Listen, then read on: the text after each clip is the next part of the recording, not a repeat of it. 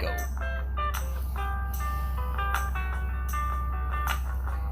Here we go.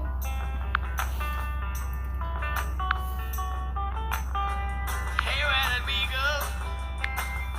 Days when the rains came down in the hollow, playing a new game, laughing and running, hey, hey, skipping and jumping in the misty morning fog with our hearts a thumping, and you, a brown-eyed girl, you, my brown-eyed girl.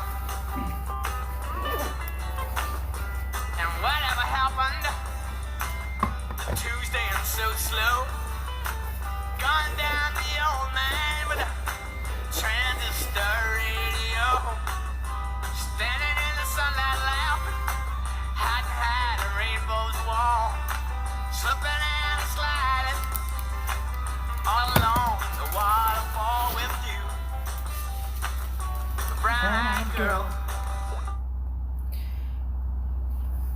Boris, Huva Ilta. Is it actually afternoon there? Steph and Skip also. All right. Y'all know I only play music till I get my first comment. I'll probably still get this video banned because of that. So I asked Steph and Skip.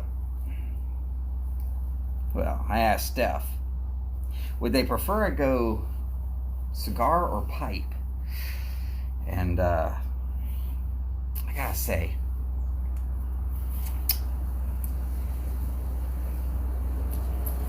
I'm going with a cigar. Alright, so if you haven't been able to see this one, this is a Guardian of the Farm Maduro. The size is Campion. It is a 6x52. That means it's 6 inches long by a 52 ring gauge.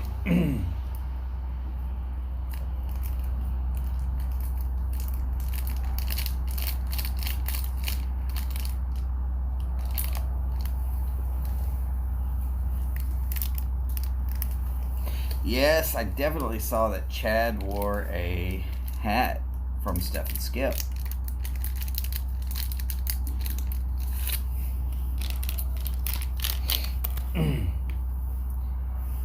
Whew.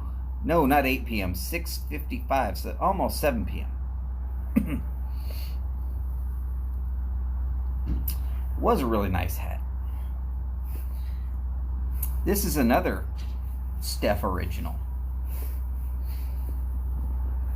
And man, I've really been happy about having it because it gets down below 60 quite regular around here, and my ears get cold, and I don't like my cold ears.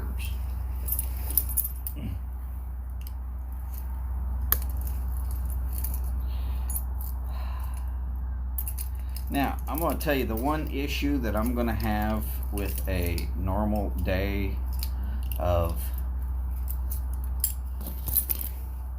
the Campion is that it is a slight... Okay, you can see that it kind of angles in at the cap. See how it definitely edges away, and that's, I mean... I'm not trying to say that there's anything wrong with that, but that's one of the issues that a lot of people who are punch fanatics would have. And I'm not talking about punch as in cigar, I'm talking about it as in the cutter.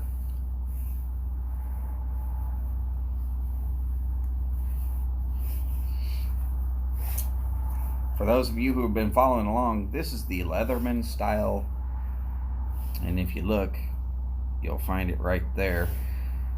It says style CS. which I think CS stands for cigar style. They've also got a PS. I say that one stands for pipe style. It doesn't really. But you just saw me take the cap off of this cigar with that little knife that comes equipped in the CS. And they don't have a knife in the PS. They do have some little pliers.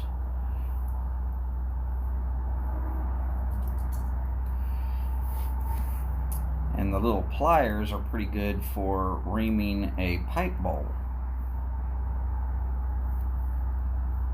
You don't have to take my word for it.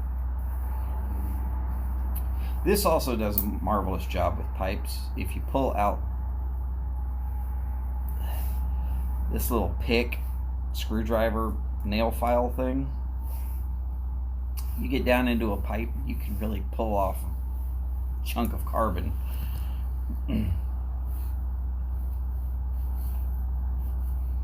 Now, I've had the Campion Guardian of the Farm Night Watch a few times. I'm going to tell you, if you like a Maduro cigar, something with a little bit of strength, a lot of flavor, this is going to be the kind of cigar that you might want to check out.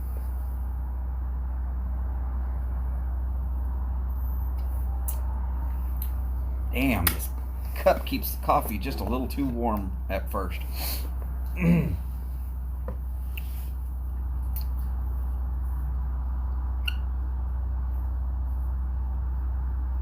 Oh, good Lord. Boris, I'm not sure if I should tell you to smoke now or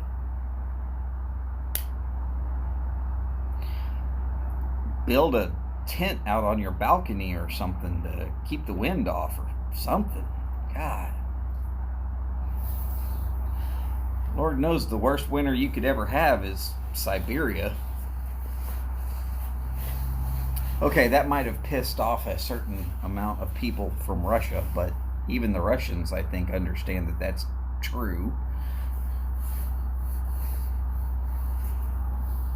When they were a communist party, that's where all the supermax prisons were, because you couldn't escape. There was no way to escape. You'd freeze to death before you found food.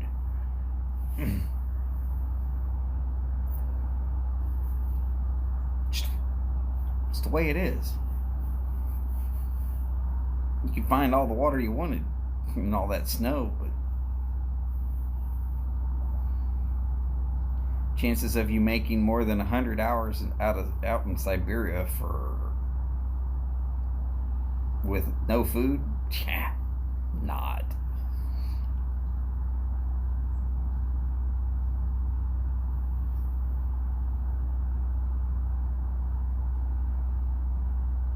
I'm lucky. Houston, it doesn't snow. Does not snow. Like once every 5 or 6 years, and be lucky if it sticks to the ground.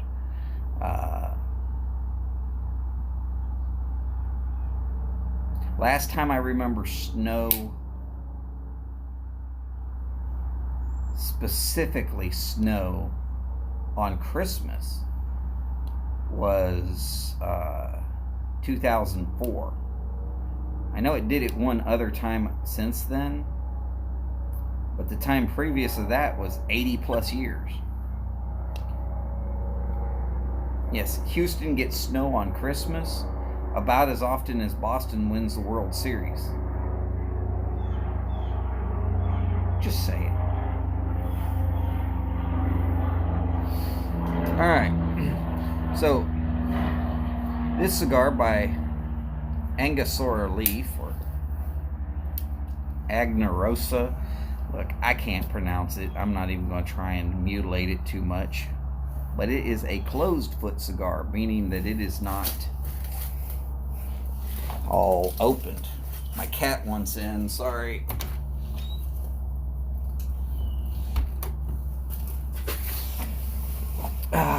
understand he's only got a big, thick fur coat that looks like I should shear him like a sheep in the summertime.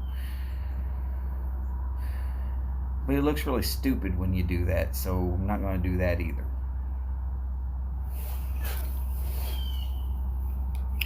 If you were wondering, yes, that was Trump that came to the door. The other cats are actually inside going like, I ain't going out there, it's freaking cold.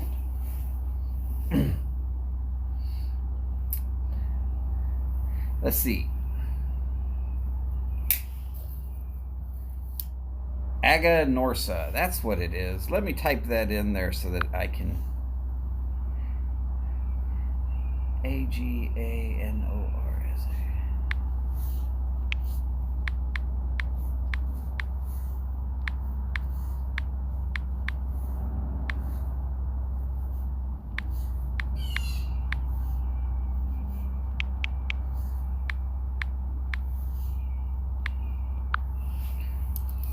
All right.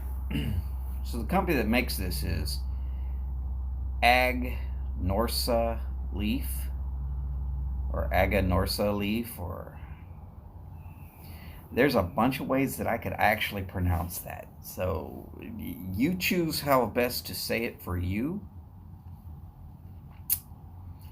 And I'm going to let it go at that. Howdy, Skip. Good to have you in today. Going to have basically a victory cigar. What victory? I made it out of 2020 alive. That's victory.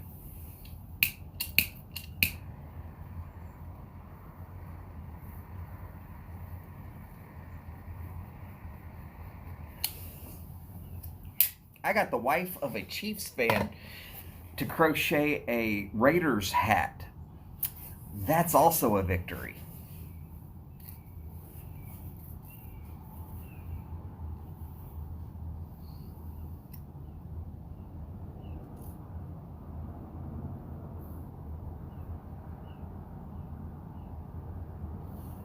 Yeah. Howdy, OBX Piper. As Boris was saying, because of where Finland is situated, here in the United States, we would have this condition known as lake effect snow, which happens all around Michigan and right up along the Great Lakes. When the wind blows across a large body of water, it picks up a lot of moisture as it comes across. Even in the cold and ice, it's still going to pick up some moisture because the larger lakes and the larger bodies of water will not freeze solid. And that wind will pull up moisture, and that moisture hits the first sets of mountains or whatever, goes up into the air, and it's going to drop snow. It could be 5% humidity, but lake effect will still happen because it is still going to grab up the humidity from the lakes.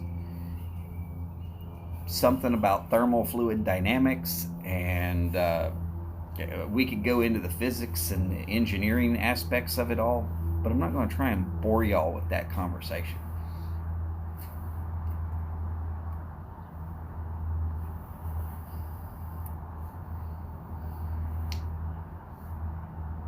It gets pretty boring. It's kind of on the verge of, can someone just shove an ice pick in my eye and wiggle it around, because I'm not here to teach a damn class. We're tailgating.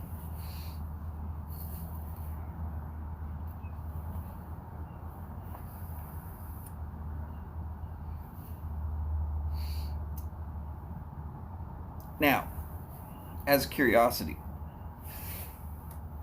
does that mean that OBX is from Sweden?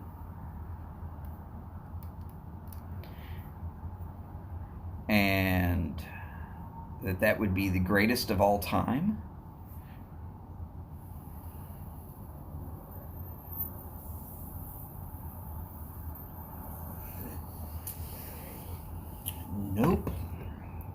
still too hot.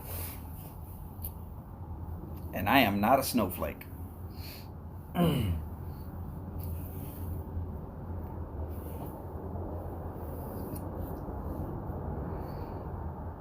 am definitely not a snowflake.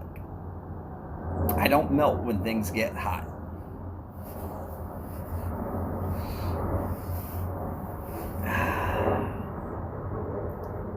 I love Houston for that.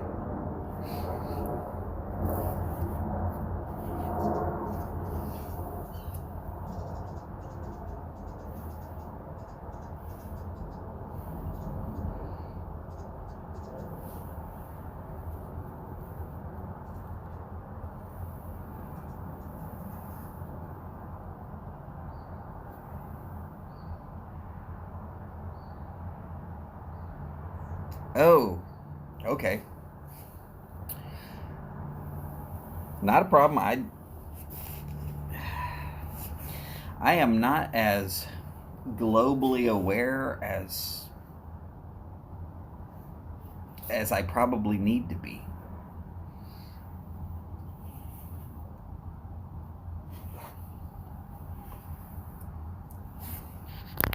Howdy, Greg. How's it going?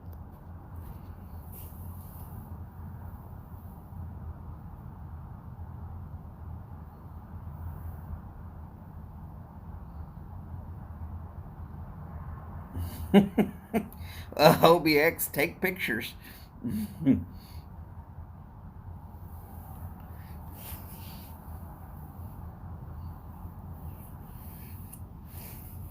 So, how y'all doing this year already? I mean, it is already starting to be a good year for me. Got to hang out with all these fine people.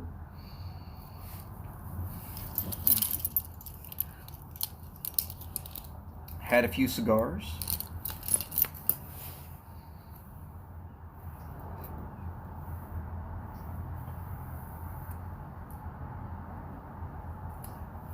Got to watch my team's football prediction, or at least my prediction for my team is one game away from being accurate. At the very beginning of the year, I told a guy that I normally put a cigar bet on, and he, for the last 5 years, has paid me the cigar, not the other way around.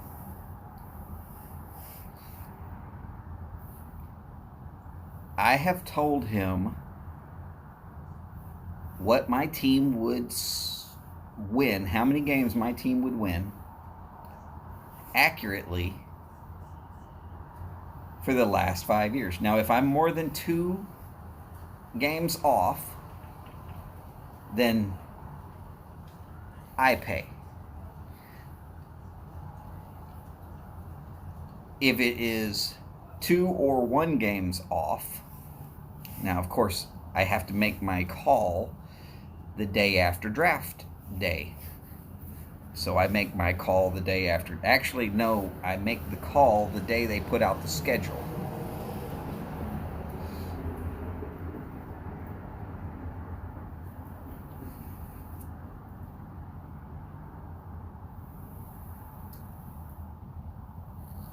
Ah, okay. So this year, the day they put out the schedule, called up my buddy, and I told him 8-8. So a 1 or a 2 is a push. Dead center, he pays me a cigar. If I'm off by more than 2, I pay him a cigar. Chances are he's not going to, I mean, odds are he shouldn't be paying me a cigar or in any way, shape, or form have anything but a push.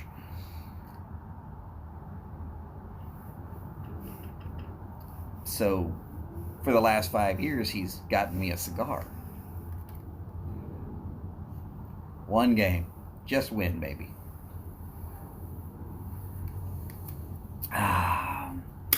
Yes, Skip, I have actually predicted that the Raiders would still suck.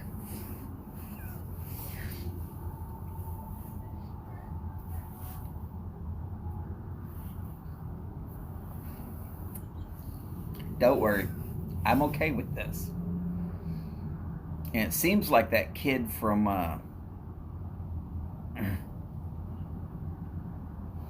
Clemson might have pulled off his part. Trash guys come yet? No.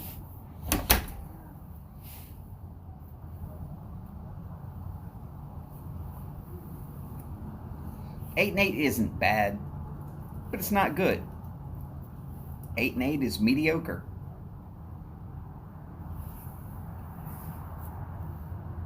It means you won half and you lost half. Now they're up against Denver. Denver has nothing to prove. Hell, this next game with the Raiders, it's going to be to see who can lose the most. Well, that's because Marshawn Lynch is from Texas.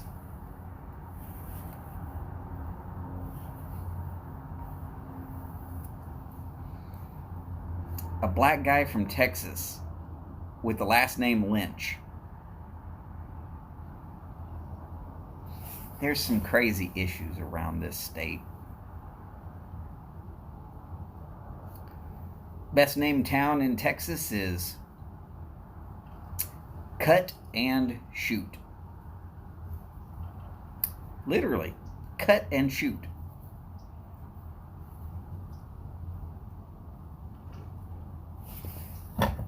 People think I'm crazy when I say that. There's actually a town, Cut and Shoot. Three words.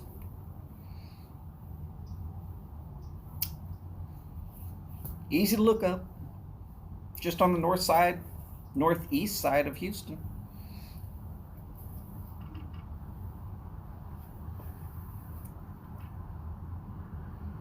Oh, no. We're not supposed to be happy to be given our money back.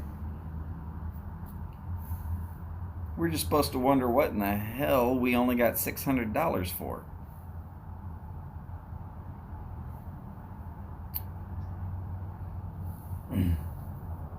Oh, yeah. See, Steph and Skip, they're basically family. They lived right here. They know I'm not lying. There is a cut and shoot.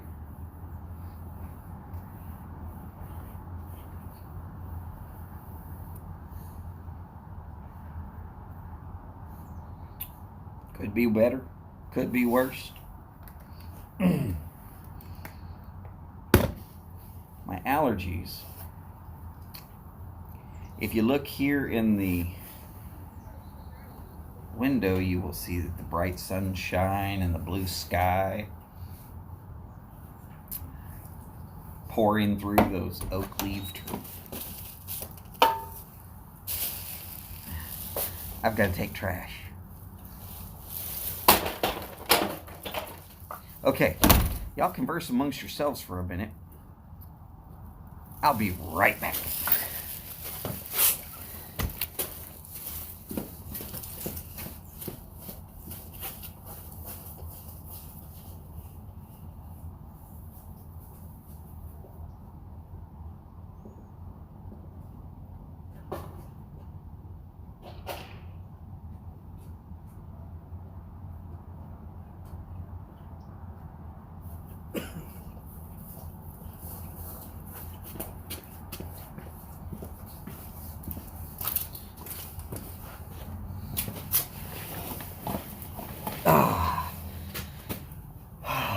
Sorry about that.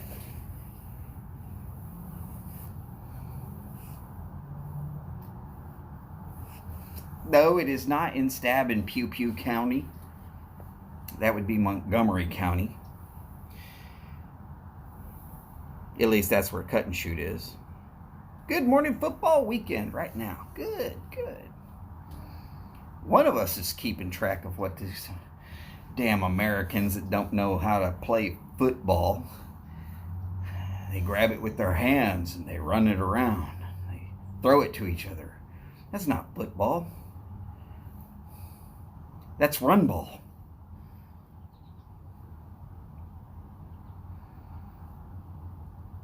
Play football with your feet, right?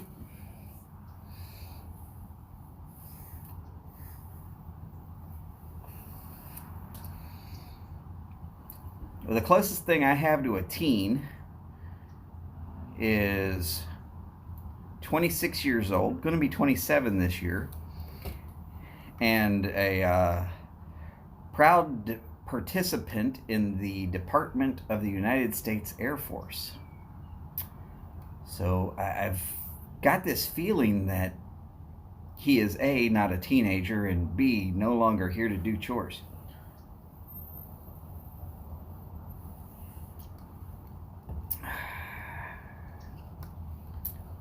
Plus, he's married, so if he is doing chores, it's for she who must be obeyed.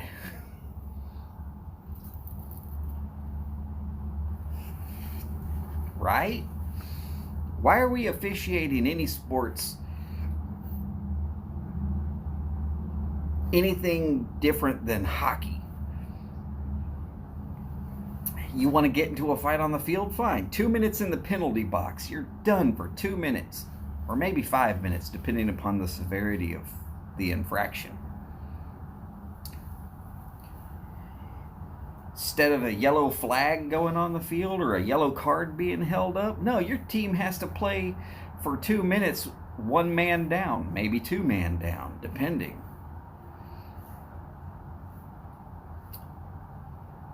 And as soon as the penalty box opens, you're free to run back out on the field and just go at it again. And what's said about it? Nothing. So, yes, I think all sports should be officiated like hockey, including baseball.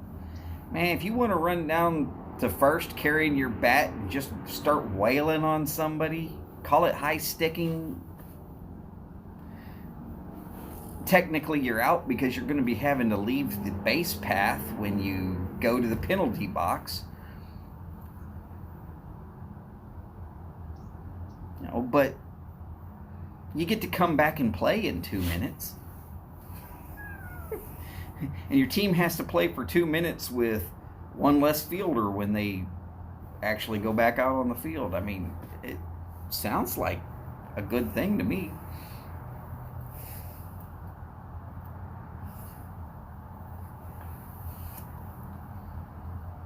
Okay. Yes, I will verify I was speaking specifically of ice hockey.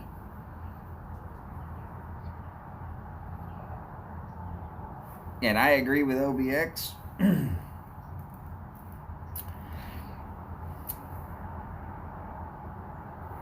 I've always been a fan of the fights. Sometimes I see them skate around. But I'm not really there for that.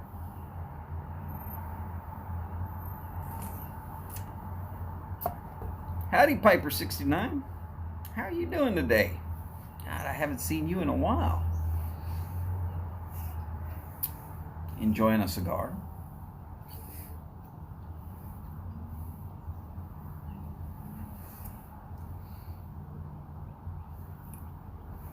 It's a decent stick if you can get a hold of it. This is the Night Watch. Guardian of the Farm Night Watch by Aganorsa Leaf. In case you're wondering, yes, I looked it up on my tablet and had them tell me how to say it. Aganorsa.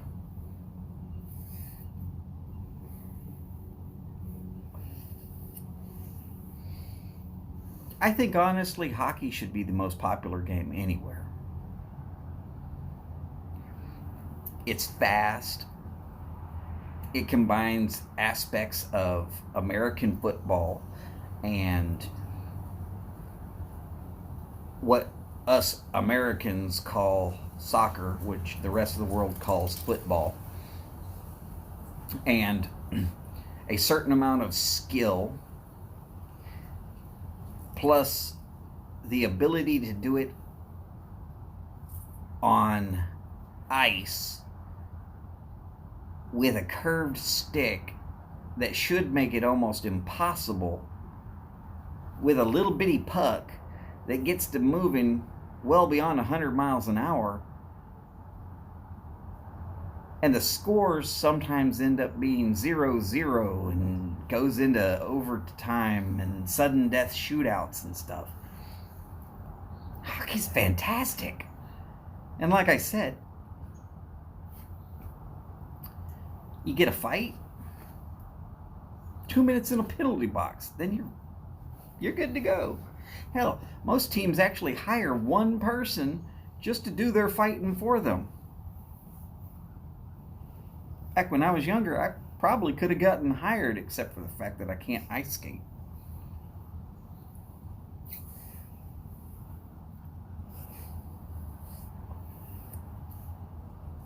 Hell, some teams actually hire whole squads of them. They call them goons. The enforcer. The goons. The kind of guys that if you saw them walking down a dark alley, you would turn around and run. Even if that meant running into the hands of a gang at the other end, you'd still be like, I'll take the gang over that one guy. Hell with that.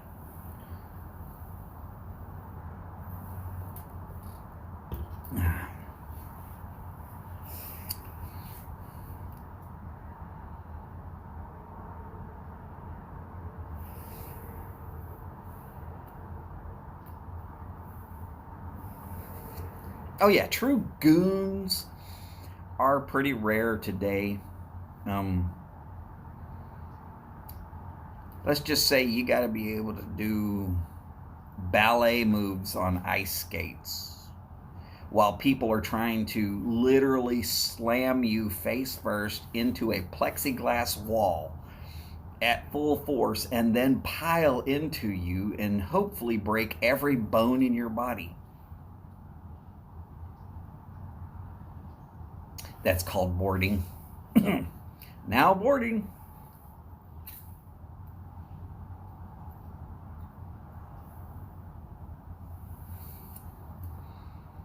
I don't know half the rules. I've lived in Texas most of my life.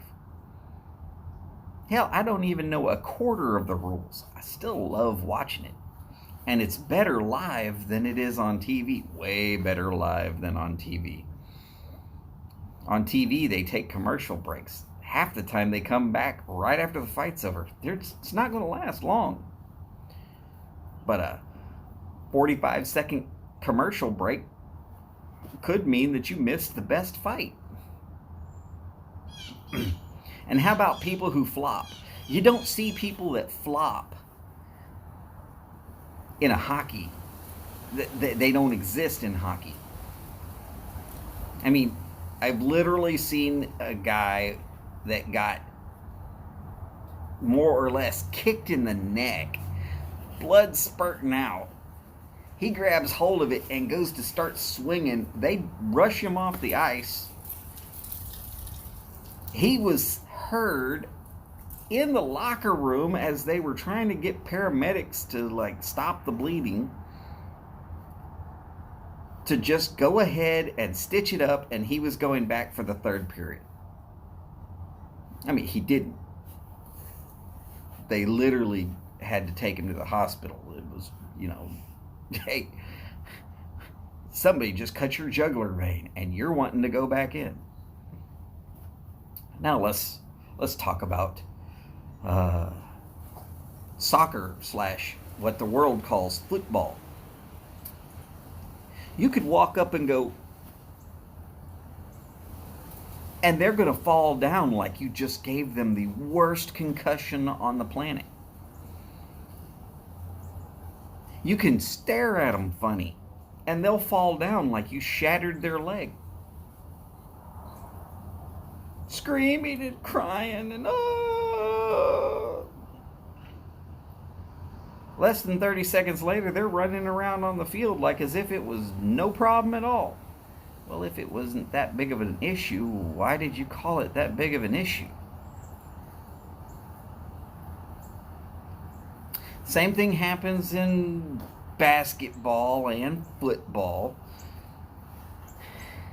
Hell, football, what I remember, you could mug, literally just beat the hell out of your opponent all the way down the field. It's amazing that receivers caught more than 5 passes a game. That's been all eliminated.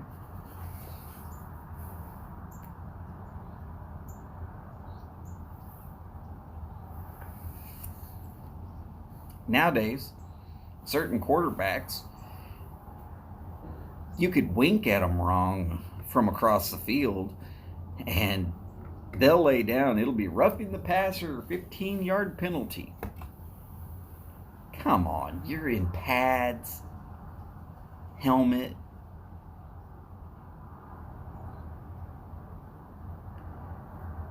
Can't tackle him, he's the quarterback.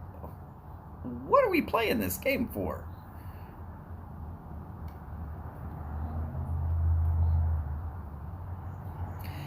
I agree, Boris. That's the one thing I absolutely can't stand in professional sports.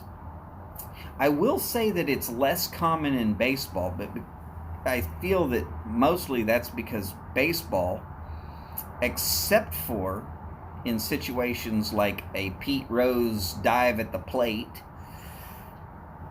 is really no contact. You're not going to have a bunch of contact in baseball. So for them to fall over is just an opportunity to look like a dumbass.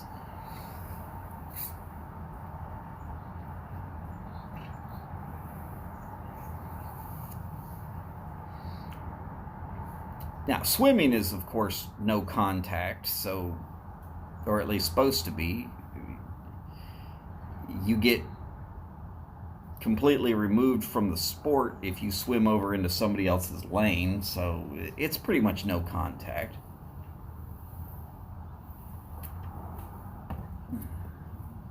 I guess tennis is kind of no contact. But, I mean, McEnroe sat there and made it fun to scream and yell at the judge. Whatever. Judge, umpire, whatever.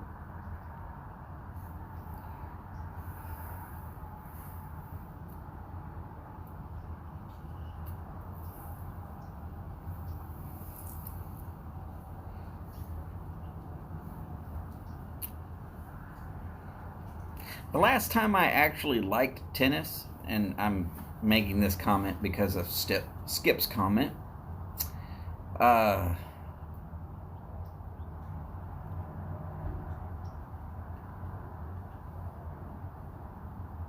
it's been a while. Andre Agassi, when he won the U.S. Open from unseeded position,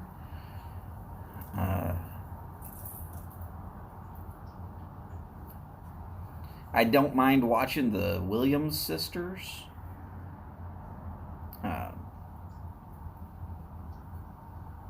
But let's look at what the Williams sisters are actually up against. In the world of women's tennis, they're ancient. On average, women's tennis, 16 to 25. That's your window. Go look at Vanessa and Serena. Go find out how old they are.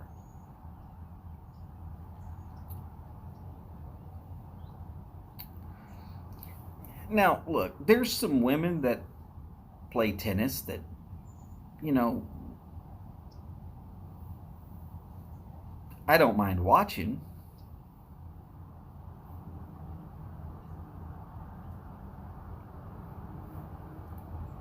But for the same reasons that I don't mind watching women's volleyball.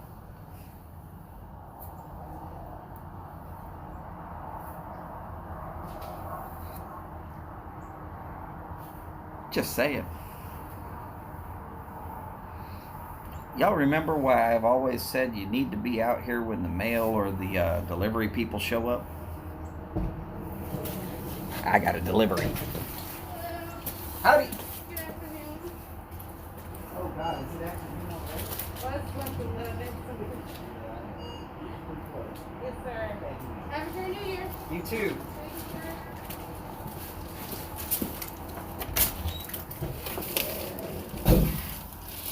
Amazon.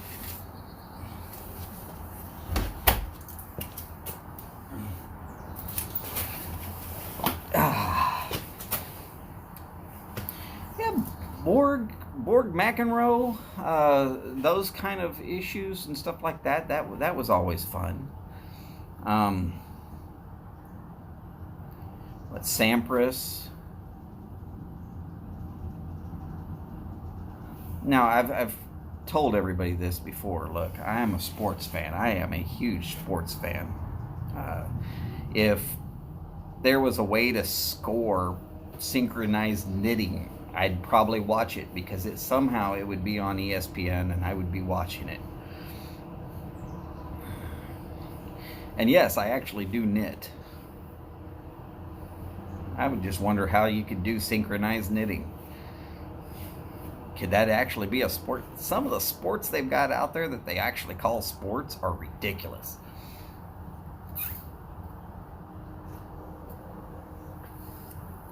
Yes, I guess horseshoes is technically a sport.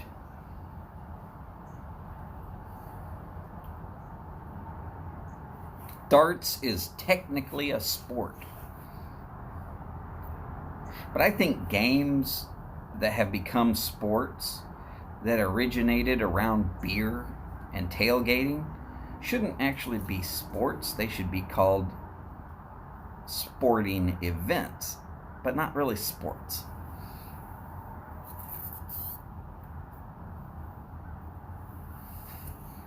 Oh yes, the world of sprint knitting.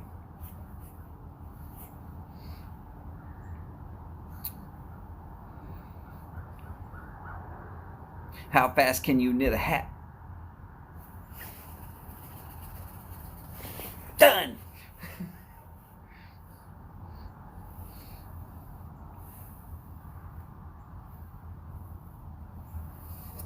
Now look, I don't mind watching these games that are sports, that have become sports.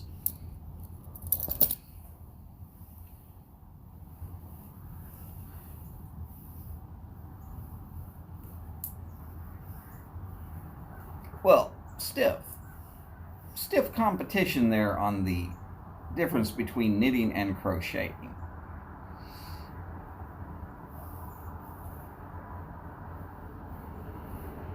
I could knit a simple headband.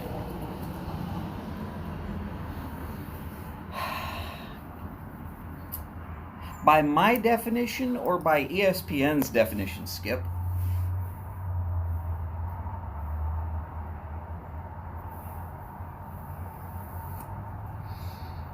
Now, a slow piping competition should not be a sport. I mean, there's people that take that very seriously. But if we're going to have slow piping, we should have long ash competitions. It's right there.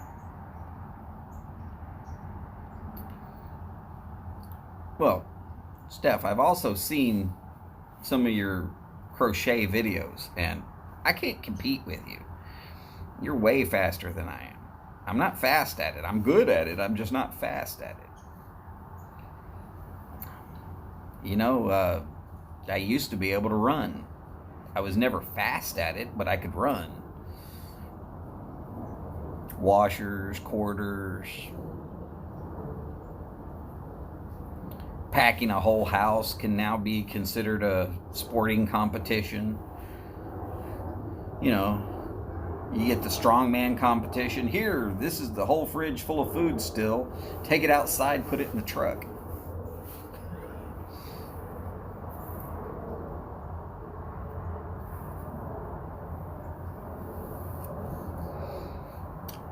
All I will say is, if I crocheted or knitted as fast as Steph does, I would probably have burns on all of my fingers, and similar to carpet burn, but it would be yarn burn.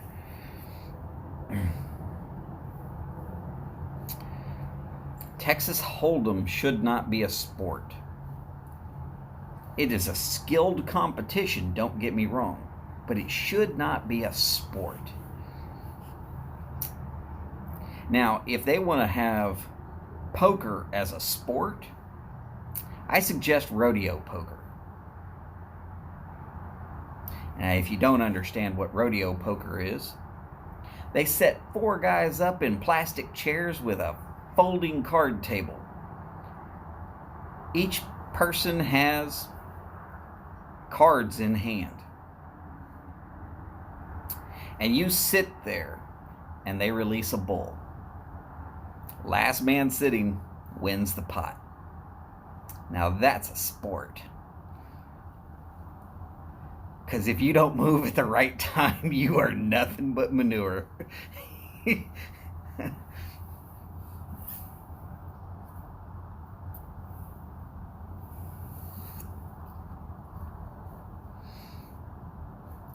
Speaking of rodeo, it's almost rodeo time in Houston. Of course, they canceled last year, and they will likely cancel this year too. It's kind of really, it's a pity. There are people that work all year just for this rodeo.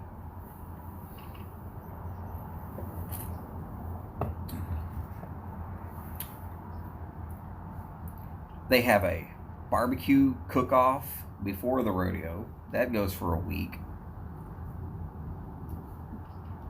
The whole thing takes about a month. Biggest rodeo in the world. Hands down. Lasts longer than any other rodeo on the planet.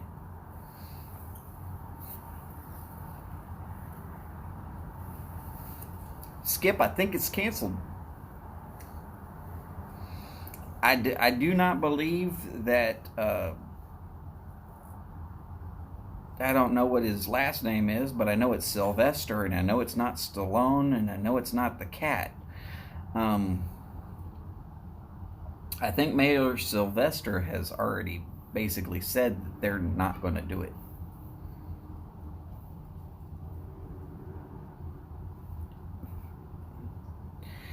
Yeah, see, that's part of the problem. The major thing that the rodeo does for here in Houston, and actually for Texas and several of the surrounding states, is that these kids have been working on raising animals to sell at the animal auctions, and a lot of them have been prepping for this for 3 years. And they get a ton of money. Ridiculous amounts of money in some cases. But then let's see what it does. They've already spent out a lot of money to raise these animals. And the money that goes back to them goes into a college fund. They don't actually get the money. It's actually a tuition. They can't spend it on themselves. I mean, they do. If they're going to college, they do spend it on themselves.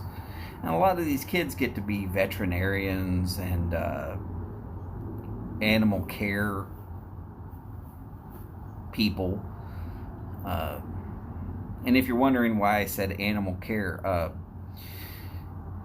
You ever seen an animal in a movie? Well, of course you have. You ever seen those little tags that say no animals were hurt in the making of this movie? Well, of course you have. Well, you know, those people that are there are not veterinarians. They are specialists that have gone over, and they're there to make sure that the welfare of the animals is also considered during the making of these movies.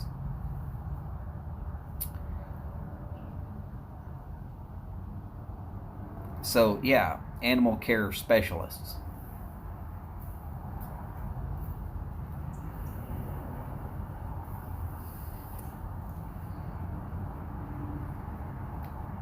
Right.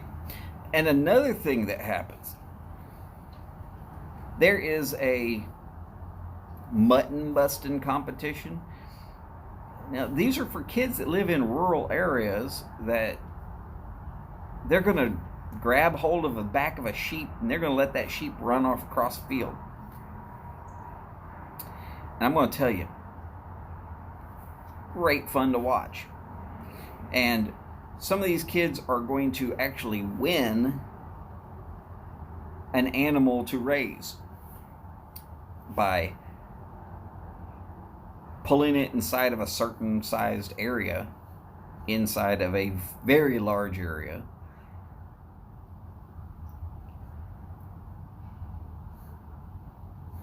These competitions really, really do a lot of good and bring a whole stack of money for the Houston area.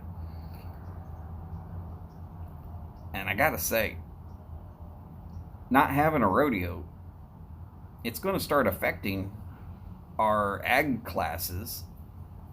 And if you don't think that that's going to worry you too much, just remember, farmers and ranchers raise your food. I hear you, 15 minutes, not a problem.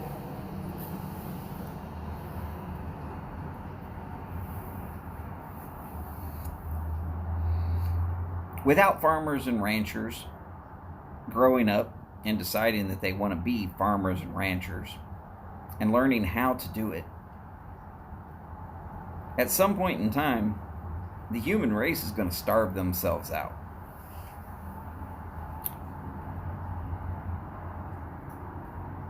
Luckily, feral hogs produce another litter every 3 months, 3 weeks, 3 days, 3 hours, 3 minutes, and 3 seconds.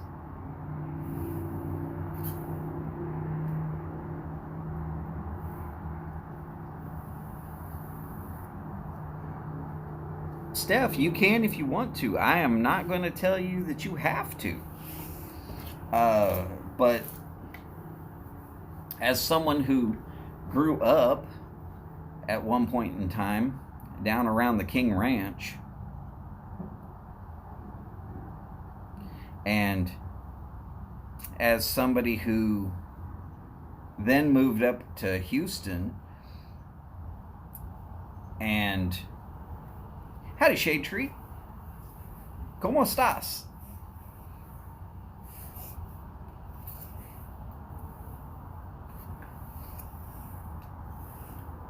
So, as somebody who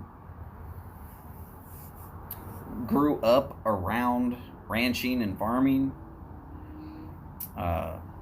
someone who actually picked cotton in their younger days, I'm going to tell you, there's a lot to it that a lot of people don't even consider.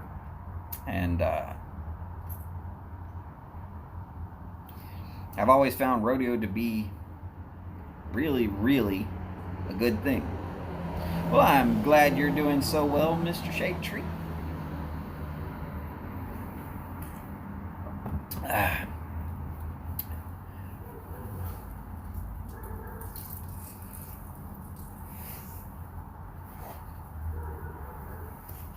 All right, so Steph and Skip are going to be live here in just a little bit.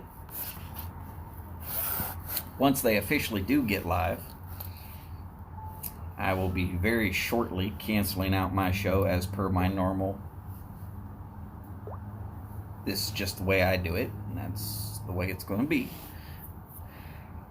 I am doing quite well. Smoking a nice fat cigar and enjoying a cup of coffee. Now, I will tell you it's a little chilly out here.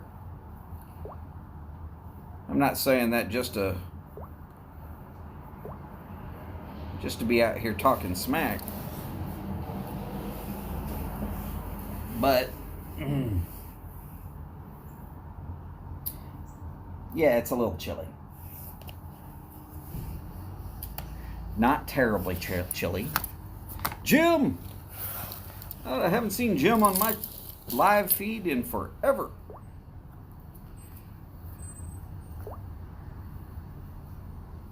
How is everything going, Jim?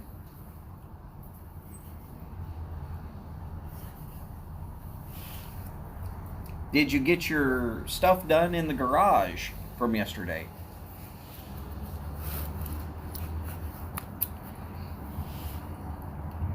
Oh, and yes, if you happen to be on a live stream that I happen to also be on, and you happen to say things like, hey, I'm working in my garage, if I saw it, I'm probably going to remember it.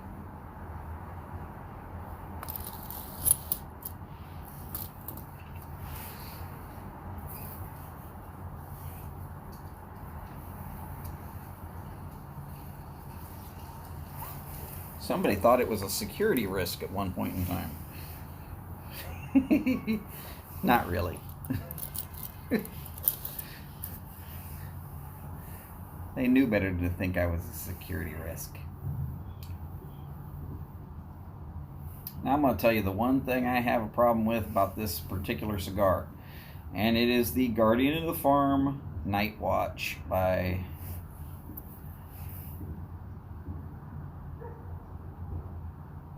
Aganorsa Leaf.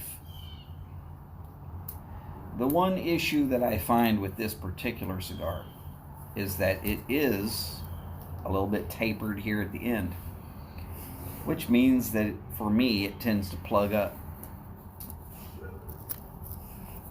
It's when I wish I had a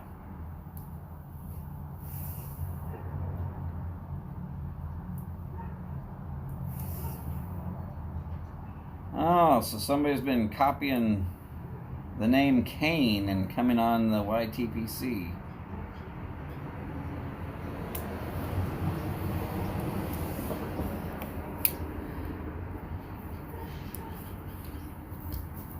Well, we'll keep that in mind.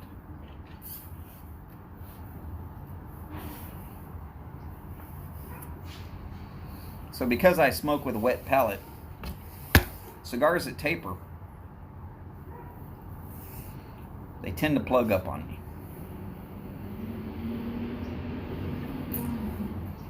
Ah.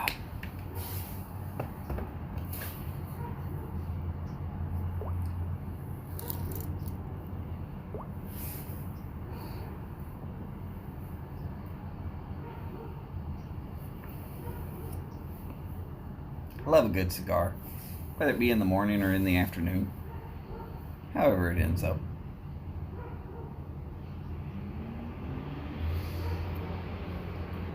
I'm not sure about YouTube ID thieves, but I've definitely seen a few Twitter feed ID thieves.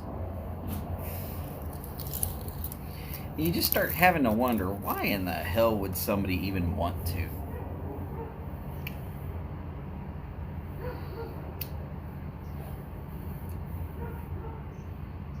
I don't think anybody's going to try and thieve me.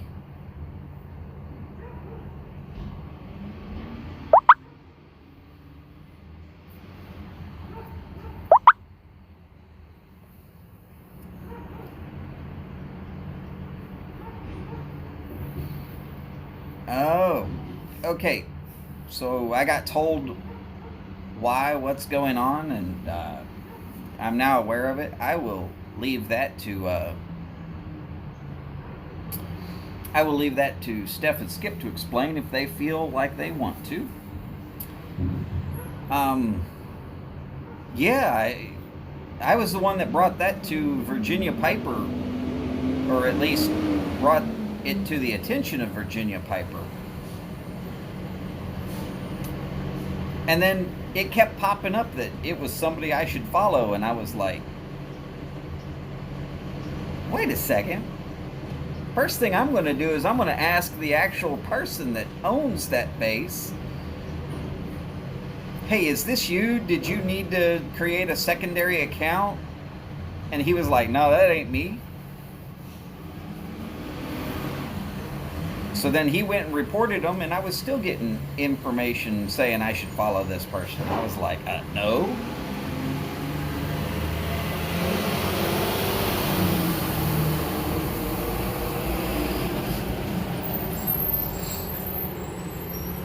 Truth be told, I'm the kind of guy that just doesn't play that way.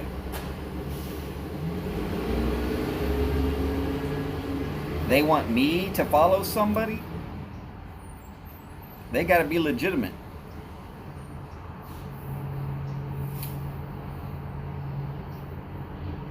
And yeah, it's just that simple for me.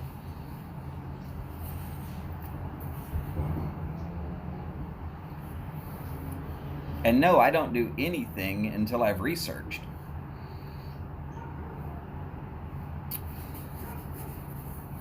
You want to make a fraudulent claim? Okay, that's fine. If you say it's a joke.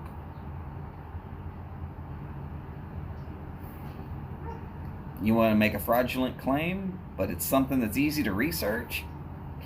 I'm going to hammer the hell out of you. I guarantee it.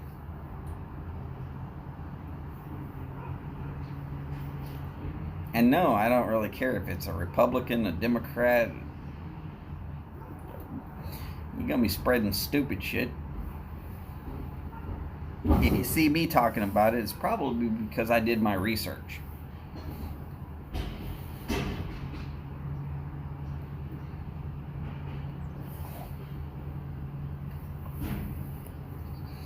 Because it's not what you know, it's what you can prove in court.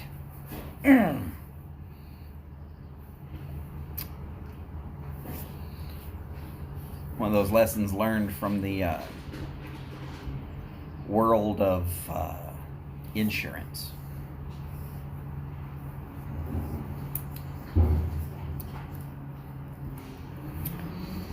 And yes, I actually did have to go to court for a few things. So real quick, one last quick story.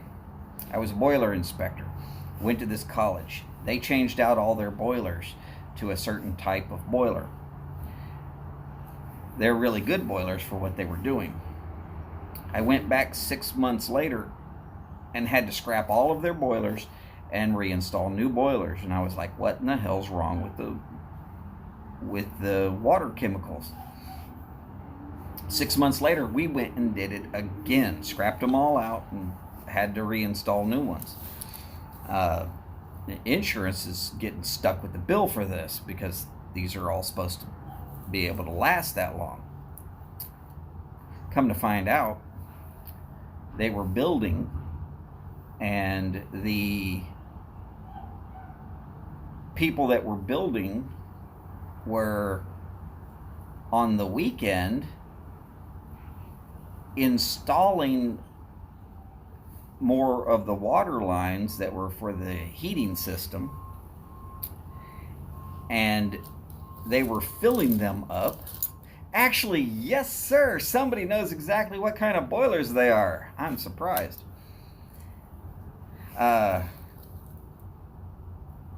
Anyways, the heating system was getting flooded with water from the fire system, and it was going in untreated. And they weren't notifying the physical plant that they were doing it. And I happened to say, you know what, I'm done with this. We're going to find out what in the hell's going on. Now, it was a breach of their contract, to do this. And I'm not going to sit there and say where it was that this was, because that went to court and that construction company got screwed. But there is a lot of time and effort I had to put into verifying that the boiler was good to go. There's a lot of money that went into repurchasing, reinstalling, and all of that on the new boilers. And I knew that the physical plant wasn't the problem or the issue, but I had to catch somebody doing something. So we finally figured it out. And yes, they finally got a set of boilers that are working. And yes, they were Achenvar.